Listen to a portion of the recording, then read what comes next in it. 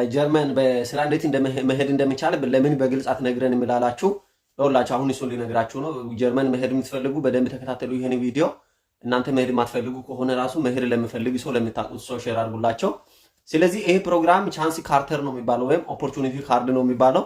ይሄ ምንድነው እንትኑ እንደ አሜሪካ አሁን ለምሳሌ ዲቪ ሎተሪ እንደሚባለው በዲቪ እንደ ዲቪ ይሄ የመኖሪያ ፍቃድ እንደሚሰጥ ይሄ የጀርመን እንደ ዲቪ ሎተሪ አይነት ማለት ነው። ይሄ ሎተሪ አይደለም አክቹአሊ አፕላይ አድርገ ዳይሬክት አፕላይ አድርገ ነው የምታገኘው። ሎተሪ አይደለም ግን የመስራት እዛ የመስራት የመኖር ፍቃድ ነው የሚሰጥ ማለት ነው። ስለዚህ ይሄን የምታደርገው እንዴት ነው?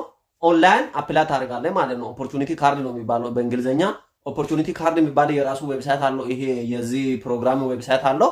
ስለዚህ በዚህ ዌብሳይት ገብተህ አፕላይ አድርገህ በዚህ ዌብሳይት ገብተህ የሚያስፈልጉትን ሪኳየርመንቶችን ዶክመንቶችን ፓስፖርትን እና ይሄ የኤሊጂቢሊቲ ሪኳየርመንቶችን ዶክመንቶችን ሲታስገባ ለፕሮግራሙ ወይም ጀርመን ወደ ስራ ለመስራት እንደተመረጥክና ኳሊፋይ እንደሚታረግ እንትን ይመጣልሃል ማለት ነው። አክሰፕታንስ ሌተር ይመጣልሃል ማለት ነው። ስለዚህ ያ አክሰፕታንስ ሌተር ሲመጣልህ ኤምባሲ ቪዛ አፕላይ ማድረግ ትችላለህ ማለት ነው። ስለዚህ ዋናው ችግር አሁን እዚህ ጋር ሲደርስ ምንድነው ዋናው ችግሩ? ባንክ ስቴትመንት ይጠይቃል ማለት ነው። ይሄ ብሎክ አካውንት ላይ 12000 ዩሮ ባንክ ስቴትመንት ይጠይቃል ማለት ነው። ባንክ ስቴትመንት ሲጠይቅ ያን ብሎክ አካውንት ላይ ሄደ 1 አመትም ይሁን 6 ወርም ስራ ፈልገ እስከምታገኝ ዳይሬክት እዛ ስራ እስከምታገኝ የምትጨርስበትን 12000 ዩሮ ብሎክ አካውንት ላይ ይጨርሳል ማለት ነው። ስለዚህ የብዙ ሰው ችግር እዚህ ጋር ነው።